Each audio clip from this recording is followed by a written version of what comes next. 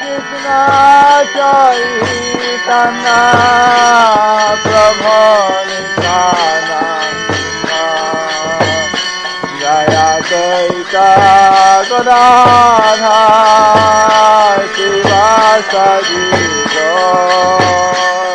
The following is a class given by His Holiness Jayapataka Swami Maharaj on May 6, 1982 in St. Louis.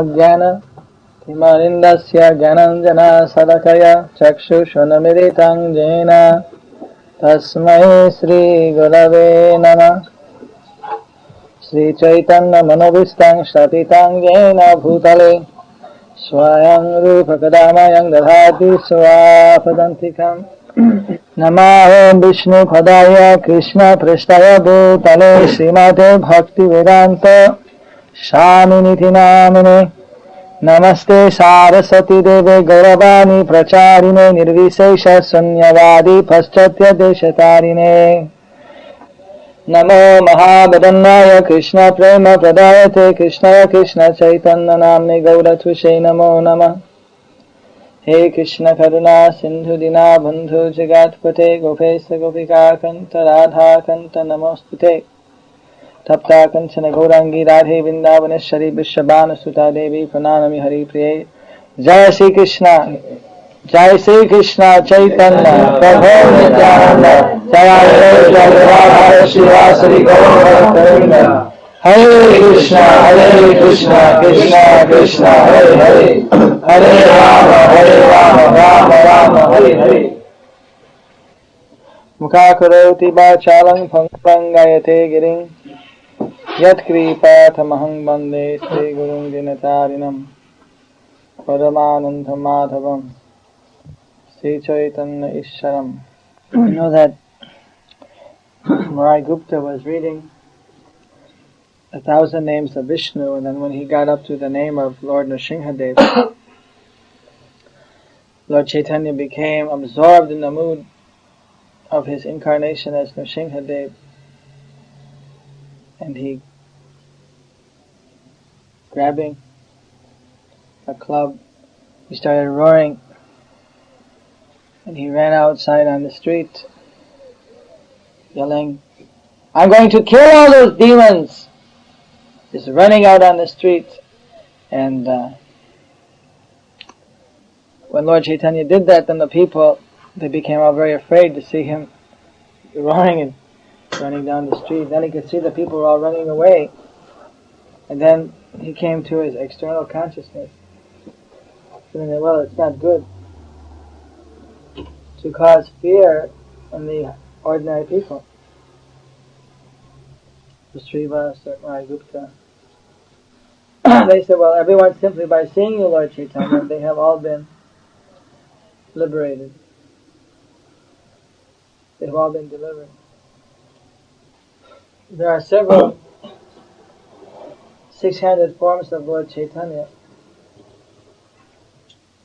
Of course, the main one we know is Lord Chaitanya, 2 arms, Kamandalu and Danda.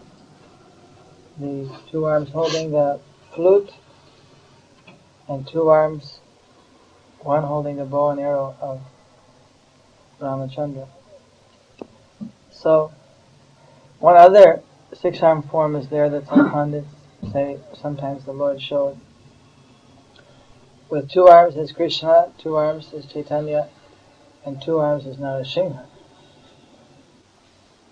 In the Narsimha, the hands are, one is this way, and one is this way. One is up and one is down. Does anyone know why? The difference? One is for ripping apart, the other one is for holding the entrails. No. One is for killing, one is for offering benediction. Yes. Only the entrails. One is for blessing Prahlada on the head, and the other one's ripping apart. You got one hand right. So, Lord Chaitanya is the ocean of mercy. But within him, all the different avatars are there. Sometimes when Srila Prabhupada would observe these appearance dates of Vishnu avatars, he would mention a little bit about the 10 avatars, about a number of the avatars. Because they're all coming from Krishna. But we worship them in that relationship, not specifically we set up different temples for each deity. Well, I haven't been to Andhra Pradesh to see all the Andhra Pradesh temples. Maybe Vaisasika has been there. But I understand that there's one special Nrsimha deity that devotees come from thousands of miles to see. And the deity is offered a mix of water and gur, made into like a gur aid. And one full glass is given by the devotee, and then they offer that with a tulsi down the throat of the deity. His mouth is open. They put it down, and apparently it makes a gurgle, gurgle, gurgle, gurgle, gurgle sound, and then the deity spits out half a cup of the gur drink, and that's given back as a prasad. You see that? Maybe give us more detail. I went there with Bhakti Sudma, and we bought a big bowl of this gur water. You buy it for 8 rupees, and then you take it in. The pujari does a special puja for you, and says your name, and deity, and things. Asks for special benediction. And then he takes a big. You can buy different. Did you put in a good word there for Surda? So what he does is, no matter what size the bowl is, you can buy different sizes. So he offers in a conch shell. He fills up the conch shell once, and he pours it down the Sringadeva's mouth. And then he pours another one, and pours another. But when it gets halfway down, no matter what size the container is, he stops. He won't take any more. And he leaves the rest. He won't drink anymore. It just won't go down after half. And if the container's small, he'll drink half the small container and then leave the rest. Then they give you that as prasad. Narsimha Bhagavan ki Jai! Then there's another temple that is in its ferocious mood. So, understand the whole year they keep him covered with a thick coating of sandalwood. Jayapatākā, you probably saw that near the main road. And it's in his ferocious, so they keep him cool, they cover him with sandalwood. And once a year, I think maybe today, Chaturdashi, or once a year, they take off the sandalwood and then again put, for one day you can see the actual deity, and then they cover him up again with sandalwood to keep him cool. You saw that one too? Yeah. Details? Well, Jayapatākā is a beautiful temple. It's there's huge steps going for about half a mile, all the way up, granite steps they've built, all the way up to the top of the hill. And there's waterfalls coming down and everything. Very beautiful setting. Andhra Pradesh is like real tropical. And then when you get to the top, there's the main temple, and inside there's many other temples. The main temple's in the Sringadev, and it's a huge. All you can see when you go in for darshan is a huge, like lump of chandan.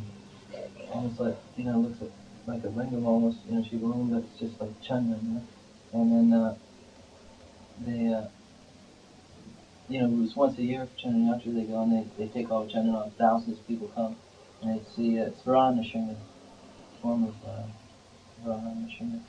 As they say that that form of Nrsimha was the one that caught Prahlad Maharaj when he jumped off the cliff, or when he was thrown off the cliff by Hiranyakashipu. And he was caught by Varaha Nrsimha. That's what they say. And then if they don't keep him covered with Chandan, any demon or sinful person who sees will just burn them to ashes. That would be very purifying.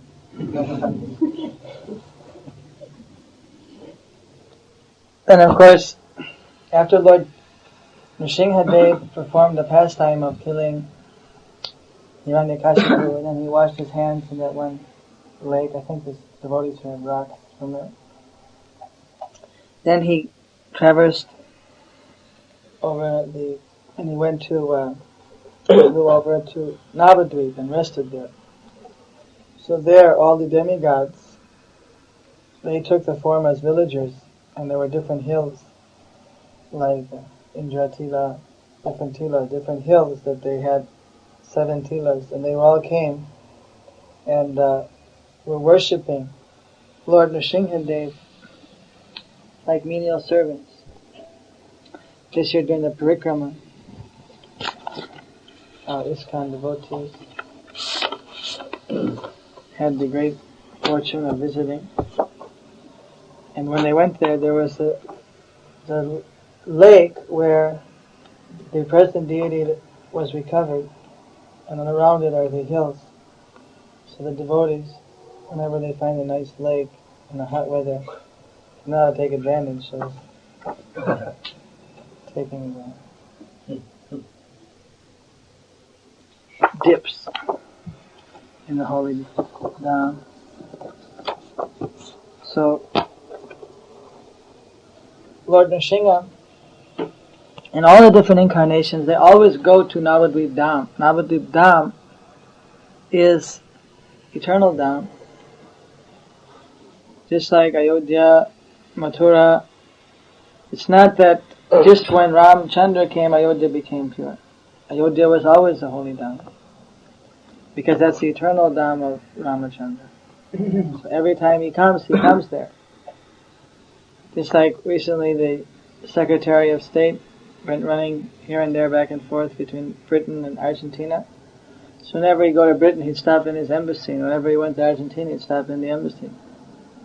Because that's like his home, away from home, his home base. That's the American property.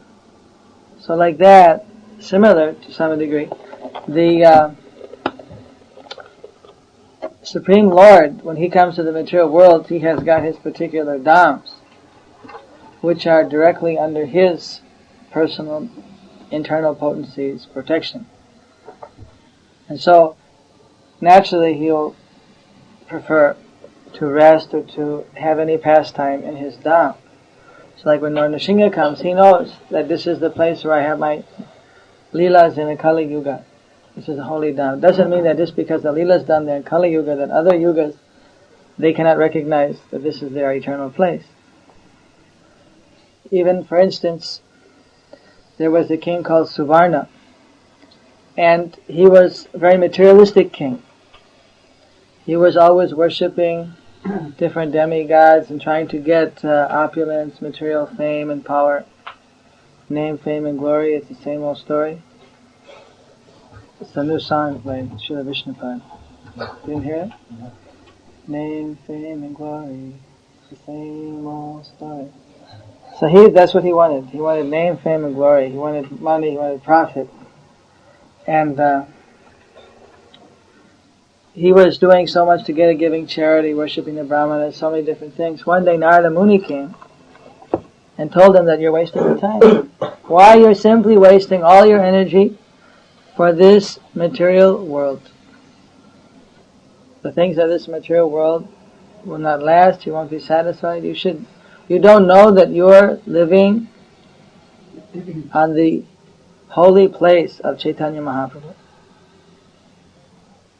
You should worship Chaitanya Mahaprabhu here, and you will get the complete fulfillment of all your desire. He explained who Lord Chaitanya was, how he was so merciful.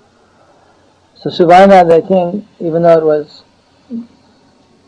before the Kali Yuga and the Yugas, he was worshipping, and Lord Chaitanya appeared to him.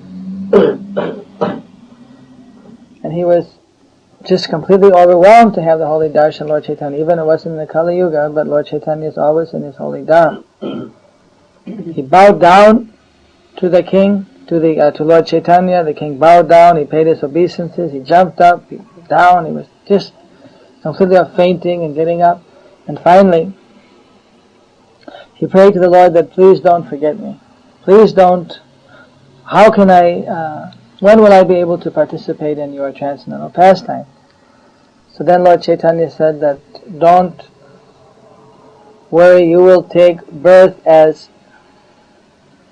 Buddhi Mantakan during my pastimes. So like this, there's so many different pastimes in the Holy Dham over the ages. So similarly, all the different avatars visit the Holy Dham and have their pastimes. Just like in the Dwapara Yuga, Balaram, he visited the Holy Dham of Mayapur and he killed the Mayasur demon. A demon called Mayasur, and that still there's the field where he killed him known as the Maya Maramat, or the place where the Maya demon was killed. When Bhima took out the Rajasuya horse and he came up to Mayapur, at that time there was a king there called the King Samudra. So he knew that Bhima was a great devotee of Lord Shri Krishna, and so then he decided that I'm going to attack Bhima. You know that how the Rajasuya goes, they send off the horse in a different direction. And if the horse goes through the kingdom without being obstructed, then that kingdom is considered to be under the domain of that king who's doing this Rajasuya sacrifice. If they obstruct the horse, if they capture it, that's war. So, the king Samudra tried to capture the horse. He attacked Bhima, and he fought so furiously that Bhima was put into a very, very difficult situation. So much so that he thought that it was going to be the end. So that time, Krishna immediately appeared and saved Bhima, which is all that the king Samudra wanted. So immediately he paid his obeisance to Krishna and said, I just wanted to get your darshan. And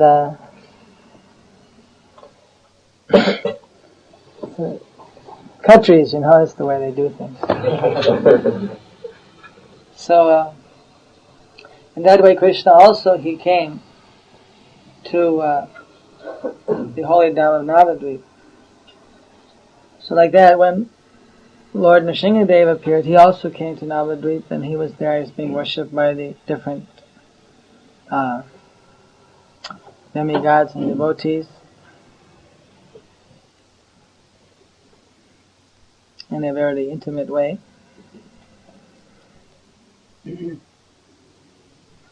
The Jayadev, who wrote the song that we sing to Lord Nrsimhadev, Tabakara Kamala Varena Kamaruta Singam Dalita Hidanya Kashiputa Navingam Keshava Drita Nara Hari Rupa Jai Jagadisha Hari. Jai Jagadisha Hari, Jai Jagadisha Hari was written in Jagannath Puri for Lord Jagannath, I believe. And but he actually also lived in Mayapur before he went to Jagannath Puri. There's a place not too far from the birthplace of Lord Chaitanya known as Jayadev Pat. We also went by the Jayadev Pat this year on our parikram. Here's the birthplace of Lord Chaitanya, the devotees. Here's the parikram going out unlimited length, heading towards the Jayadev Pat.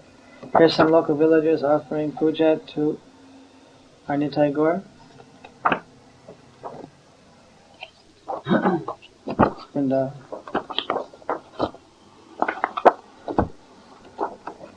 they have one picture of Jayadev Pat? Don't have it.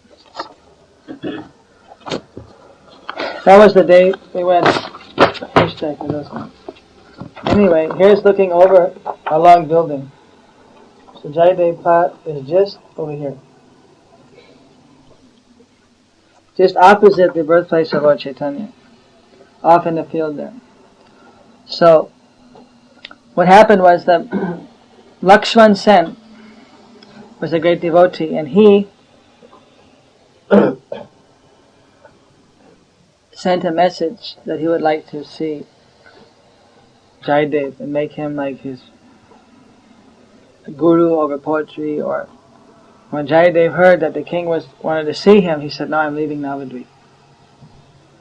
I won't associate with any king. They're worldly people. He was a pure Brahmana. So I won't. No, I'm leaving Navadvip. I can't stay." So then Lakshman Sen, he came disguised as an ordinary person, and he fell down at the feet of Jayadev, and he paid his obeisances, and he begged him that you have said you're going to leave Navadvip, but I want to beg you not to completely leave Navadvip, that I may be a king, but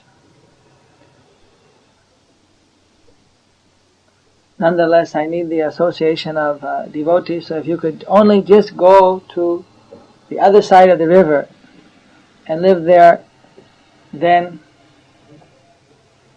and that way we would not be completely bereft from your association. Some appeal he made for him to stay in any case. So then Jayadev, he said, "I'll stay on the other side of the river. I was just testing you by saying that you're a worldly person, you're a king, therefore I won't associate with you. But I see that you're actually a Vaishnava. So you can come and see me, but you have to come in disguise. But because I said I'm leaving Navadvip, I won't go back on my word, so I'm going over to the other side, and I'll stay there." So that was at Chapahati. We went to see the Chapahati. Remember that? Gaur Gadadhar temple. Here's in the Gaur Gadadhar temple. All the devotees are seeing. And that was the big Gaur Gadadhar by Baninath, I believe. Baninath or not Baninath, other devotee. So Srila Chaitanya had those deities carved. And nearby there was where our respected Jayadev lived. And the reason that it's called Chapahati is because the Champa flowers have got so many orchards there of these Champa flowers. The Golok Champa, have you ever smelled Golok Champa? It is just a very sweet flower. So sweet, so nectarine, that it's just like like a spiritual fragrance. Apparently they're mentioned, Champa is mentioned in the Bhagavatam as one of the very pious, auspicious flowers. So these flowers especially used to worship Krishna. The gopis used to come all the way from Vrindavan and pick flowers, the Champa flowers, and bring them back for the Ras Leela. Some of the gopis had the special power to be able to do this. So all the orchards were there. But then as Kali Yuga came, then the local people started taking the flowers and selling them. So Hati means, like Namahat, Hati, Champa Hati means the marketplace of Champa flowers. So today there's not so many Champa flowers, you can still see many trees, but the name is still there, Champa Hati. So that was where Jayadev was living, in that forest of Champa flowers, Golok Champa, and he was writing some poetry. At that time, Krishna appeared to him, Chaitanya Maharaj appeared to him, and he requested he wanted to see him in his two-handed form as Krishna. So then he appeared as Krishna. And then Jayadev was satisfied that he wanted to see Krishna in Navadvip.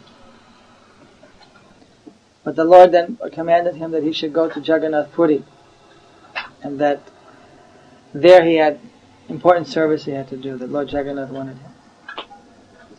So like that, there's so many unlimited pastimes that are going on in the Holy Dham. So also when Lord Nrsimhadev appeared, he went to the holy dham of Navadip Mayapur.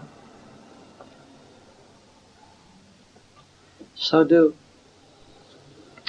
we take the opportunity of visiting the holy dham to become purified from offenses and to become fixed up in devotional service. Sri Krishna Chaitanya Prabhu Nityananda Siddhaita Gadadhar Srivastava Gora Purnima. This was the order of Srila Prabhupada.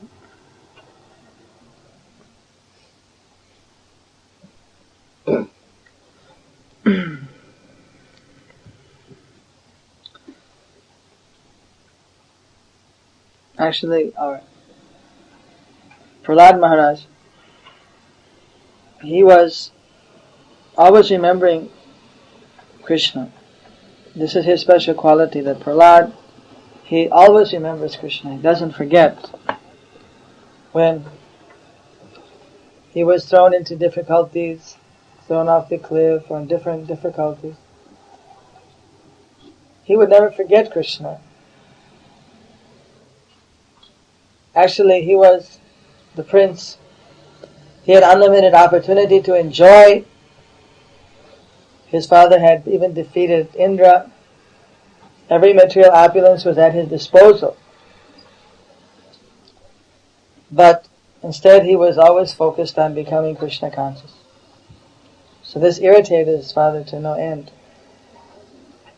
But why his son could not just be the standard materialistic demon and maintain the family tradition? Why Prahlad had to be a devotee? When Prahlad was telling his father that you should not, he said, you are working for the enemy. He said, where's the question of enemy? For one who controls the senses, there's no enemy or no friend. Like that. He's equal to everyone. His father would get so angry, you think you are better at controlling your senses than me? Well, I'll show you. I'll kill you. You puffed up brat. Why don't you be a demon like I tell you? So, of course, even in modern day society, one can find some little bit partly perverted and partly similar reflections. So I'm only hoping to be purified from that. I'm born in a family of demons. Naturally I'm attached to material enjoyment, but I do not want it. I simply want to be a pure devotee and serve your lotus feet. So, we are advised on this auspicious day to take shelter of Prahlad Maharaj, pray for his, we can follow in his footsteps by our desire for pure devotional service. Thus, Name Bhakta Vinashati, Lord Chaitanya Krishna promises, he shall never perish. Jai Krishna Chaitanya Prabhu Nityananda.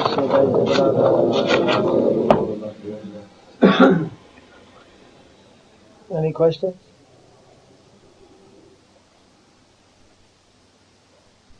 It's not really on the subject, but I thought that you might not mind if I asked you if you could describe something about who Gangamata Goswami. I was just reading it in the audio volume 2, I think. I know, but I just asked anyone else. She's one of the great female preachers in the Krishna consciousness movement.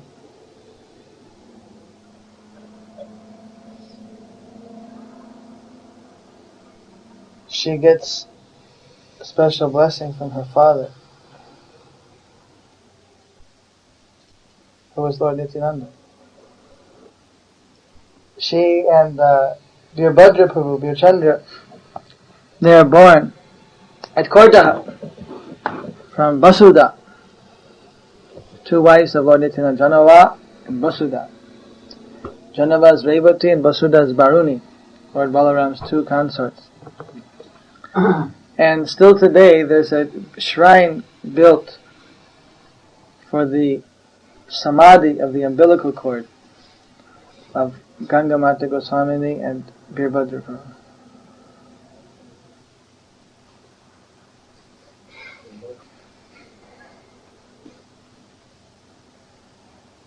Of course, there's much more known about Veerbhadra Prabhu. There's a whole book on it that gives the detailed leelas of Ganga Devi and Veerbhadra. I know some of the pastimes of Veerbhadra, but very few of Ganga Devi. We're doing some research now on Ganga Devi. She married Madhav Acharya Das. Madhav Acharya. First, at one point they were living in the district of Burdwan, near Krishnadas Kaviraj's birthplace. At one time they were also living in the district of Hubli. So in the district of Burdwan, near Jamadpur, that shrine was destroyed in a flood, and we're trying to procure the land and rebuild this small shrine there to commemorate that place. And the temple for Ganga Devi Goswamini in Hubli district, we've just contributed 10,000 rupees to fix it up, but I haven't gone there myself. I was hoping that when I go there I would find out more details about her pastimes, but I understand that she also did some considerable preaching. Janava Devi, of course, had thousands of disciples and followers, and she attended the first Gora Purnima festival sponsored by Narottam Das Thakur at Keturi, and Srinivasacharya, Veerbhadra Prabhu, Achyutananda, and many, many other second generation associates of Lord Chaitanya. Those were because by that time already Nityananda, Advaita, the Panchatattva, they had already disappeared, but Ramai, the younger brother of Srivas, he went there. The two younger brothers went.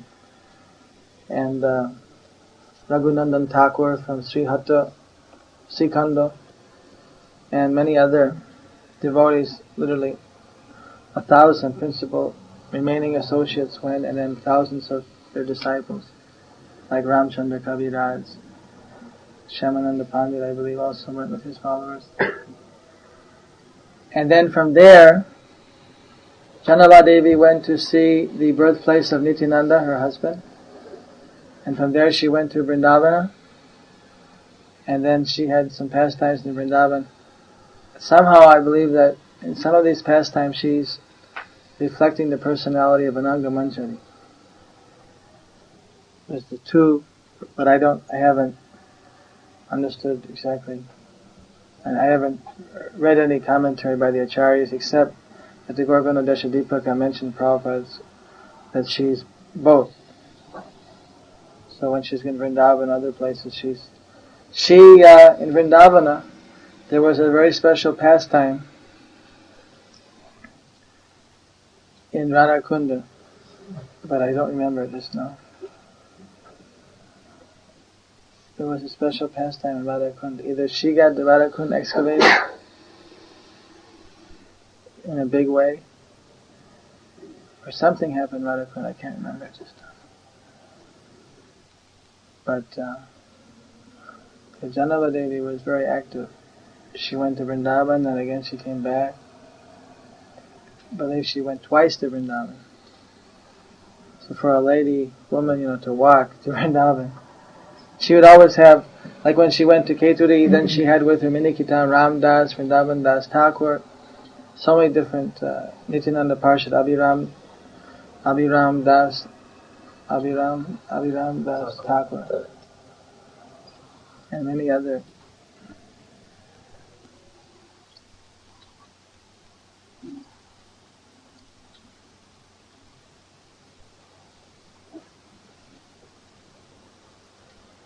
I believe that Ganga Devi Goswamini is actually an incarnation of the Mother Ganges.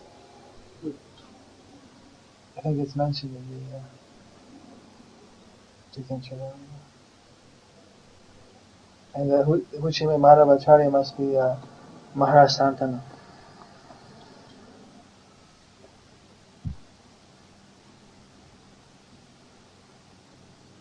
She always lived on the Ganges.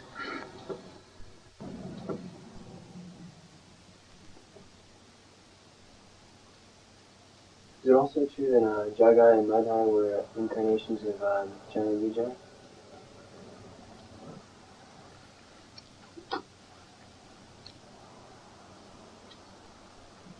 The reason I ask is because they were supposed to take 3 births, right? But then I thought that would be their 4th birth if they took birth in Chaitanya Lila. So. They took birth in Chaitanya Lila because 3 births was they were killed by the Lord, but the 4th birth they were liberated. They were given Krishna Prema.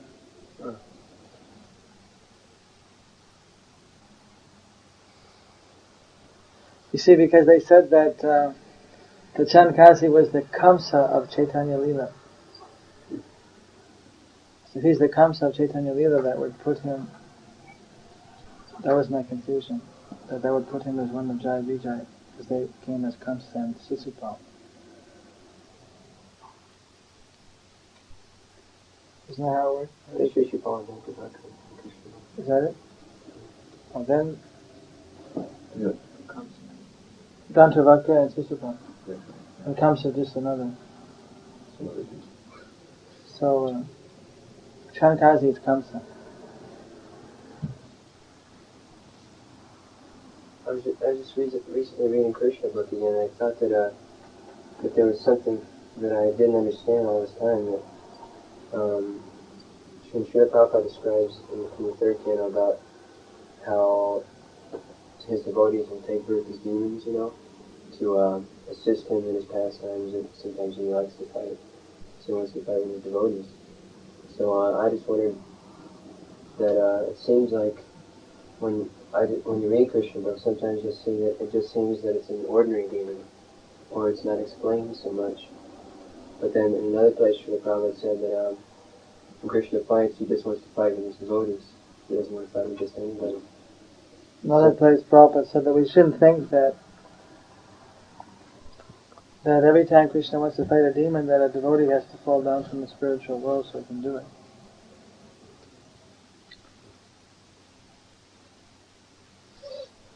It may just be like demons anywhere they can or something, right? I thought I saw your hand. That's what happens when you have a late prashada. All the blood is gone out of the head.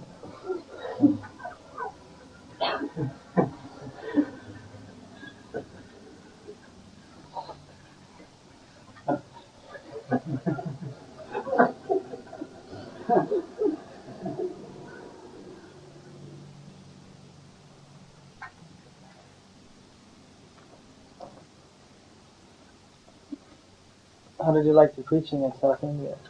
It was expanding. It's really expanding. Talking about the cards? In Sanskar Patrams? the Digit?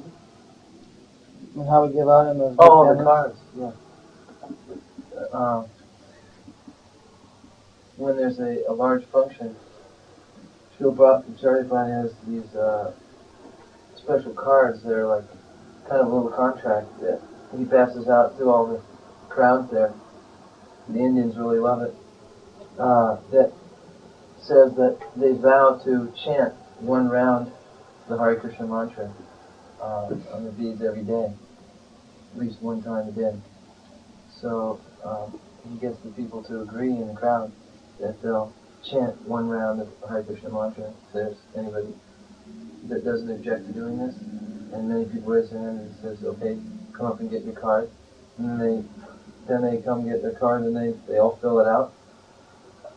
That they agree. I, such and such, agree to chant 1 round of Hare Krishna. Then they bring it back, and Srila Prabhupada signs it, and it's segregated, so they get to keep 1 card. We keep the certificates, got Prabhupada's picture, Lord Chaitanya's picture, certifying that he promised with the Hare Krishna mantra, Panchatattva mantra. We get the foil that has the name and address and everything. So they keep their vow? So there's big line. People are very serious. Yeah. Very serious. They take it I met one person, he started off that way. What happened, there was this guy called Mr. Podar, came to see me, and there were so many people, it was like giving a darshan, like there's so many Indian people and foreign devotees in Bangalore. Calcutta,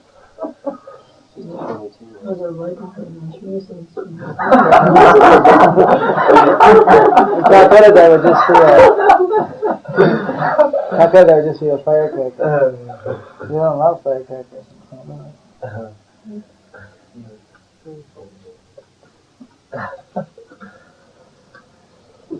So we were preaching to the different, and then he came up and he was asking so many questions, and so he was kept challenging the personality of Krishna, and I was trying to present that Krishna, Supreme Personality of Godhead.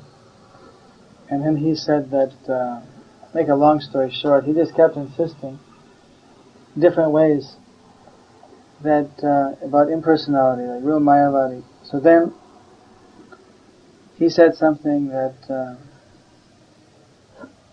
well, we want, to merge or something like that. And I became very impassioned, and I said that you take your lunch and you have here your chapati, you have your rice, you have your dal, you take it and merge and then eat. He says, we're disgusted by this merging. We want the Vaicitra, variety of Krishna's personality, Krishna's pastimes, Krishna, everything that's all transcendental. And so then in the end, I gave the same appeal to him that you should chant 108 times. So then I told him that this is the order of Lord Chaitanya that I have to beg you to please chant. So I am begging you to please take up this chanting of Hare Krishna. And he was so startled that after the whole hour discussion, he agreed, he signed up. So that night we had a Panda program outside. I went outside to the Panda program at 103 fever. And came back in. And then then this one Mr. Agrawal came. He's a real friendly life member that always hangs around there. And he came back and he said that I am the director. He said, you did not know who that Mr. Podar was. He owns 43 companies. He's worth something like 500 crores of rupees or something like that, like $500 million. So that he never, ever bows down to a Krishna deity. He's an Arya Samaji. They don't believe in worshipping a deity. And he's never agreed to do anything that he said because no sadhu ever begged him to do anything before. And that somehow he took it up seriously, that when I was driving him home, he said, I promise to chant Hare Krishna. I'm going to chant starting tonight. He had his beads, and he said, and he went in the car, he said, already going home, and he started chanting his Hare Krishna that night. So the Agrawal was one of the directors of his company. So he said, this is the biggest thing that ever happened. This guy never did anything, of this type ever before. So I said, this is a big breakthrough. So in response, the people do it. Obviously there's some people probably forget. But in general, many people take it very seriously. That's why we take their name and address to send them reminders, to keep the contact. Otherwise, surely they will forget it. But in general, they do take it very seriously. They have that tradition, that if they promise, especially we make it, it's a whole ritual. They come up and bow down before the deity. They offer a flower. We give them a flower. We put the seal on it. They take it, touch it to their head, and then they come out. Sometimes we make them chant Hare Krishna over the microphone, and then someone announces, "This is, Gopalacharya, Mr. Rangabati Gopalacharya Wada." So by the time they come out, I remember that this getting people to chant Hare Krishna, I found it to be a very inspiring thing. I had a fight on this issue with Gokul Chandra? No, who's the big, he's in Korea right now, used to do big book distributor.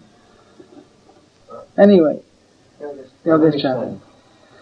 That we had given 2 million books out in Bengal, and people were coming up, they read the book, they'd come up to the devotees, and they'd say that I agree with your philosophy.